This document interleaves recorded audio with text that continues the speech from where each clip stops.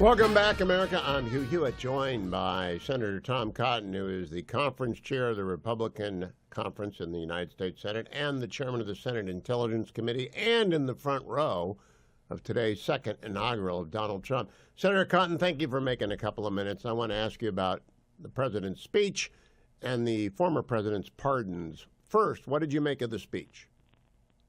Well, Hugh, thank you. It's great to be back on with you. It's good to have Donald Trump back in the White House.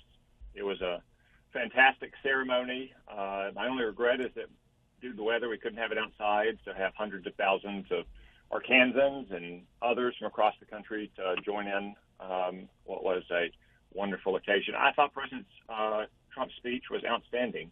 I think you might call it the new golden age of America speech because he was focused entirely on bringing America back to safety, prosperity, and freedom. Reversing the damage done by 4 disastrous years under Joe Biden. It's got to say, it's testimony that God looks out for the United States that we were able to survive these last 4 years, Joe Biden in the White House, without more calamity than what we saw. But I'm very excited to get to work. We're getting ready here in the Senate, not just to pass the Laken-Riley bill that will give our immigration authorities more power to detain criminal aliens, but I hope to confirm Senator Rubio as Secretary of State and John Ratcliffe as the CIA Director. I hope you do, too. My favorite part of the speech, Senator Cotton, is when he said, "We will forge a society that is colorblind and merit-based." Do you think that is easier said than done, or that we can get that done with a Division of Civil Rights that an Attorney General Bondi oversees? Well, President Trump is dedicated to it. I know Pam Bondi will as well, and I'm sure they'll have an outstanding team around them. And that's what the American people want as well. For my travels on the campaign trail, my work across Arkansas, looking at public opinion polls, they don't want the left-wing ideology that has been foisted upon them for the last 4 years. They want a country that rewards merit and excellence and hard work and does not see people for the color of their skin or what sex they are or where they're from or what their upbringing was like, but rather who they are. And on this Martin Luther King Day, I think it's particularly special or appropriate that we remember that aspiration that almost all Americans share. Now, Senator Cotton, you are chair of the Intel Committee, and I'm asking you this with that in mind. The pardons by former President Biden this morning shocked me. I expected James Biden to be pardoned because of what I suspect are Foreign Agent Registration Act violations. I did not expect 4 other family members to get the pardon. What did you think of those pardons?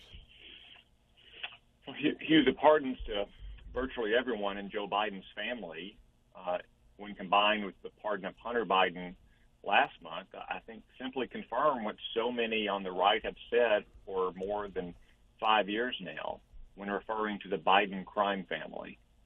If Hunter Biden did nothing wrong, but especially siblings of Joe Biden and their spouses, who most Americans have never heard of, have done nothing wrong, why on earth did Joe Biden feel the need to give them a pardon literally as he was sitting at Donald Trump's inauguration? All it does is confirm what so many have said about the Biden family for years, that from the beginning they've traded on his office and his influence and his name. Now, Senator Cotton, I've been assuring the audience that if the Foreign Agents Registration Act was violated by any of these people, and they have not registered as of 12:01 today, they're guilty again of violating FARA. Am I correct? That's possible, Hugh. I'd have to look at the law and the facts. I will say this, as I said of the Hunter Biden pardon last month, Joe Biden may have hoisted himself and the Biden crime family on his own petard because a pardon absolves them of other liability, and therefore they have no excuse not to testify in front of a congressional committee. So Congress can figure out exactly what it was that Joe Biden thought he needed to pardon virtually his entire family for.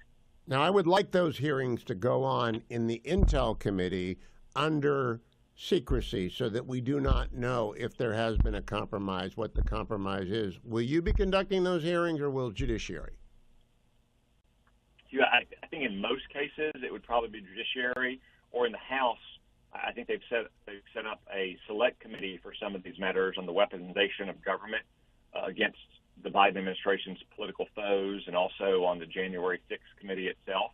So I expect those would be likely to be the forums. Of course, if there's any matter within the committee's jurisdiction in which I believe wrongdoing has occurred and needs to be investigated and presented to the American people, then I will move forward on that path. And I believe it would be judiciary and those House special committees.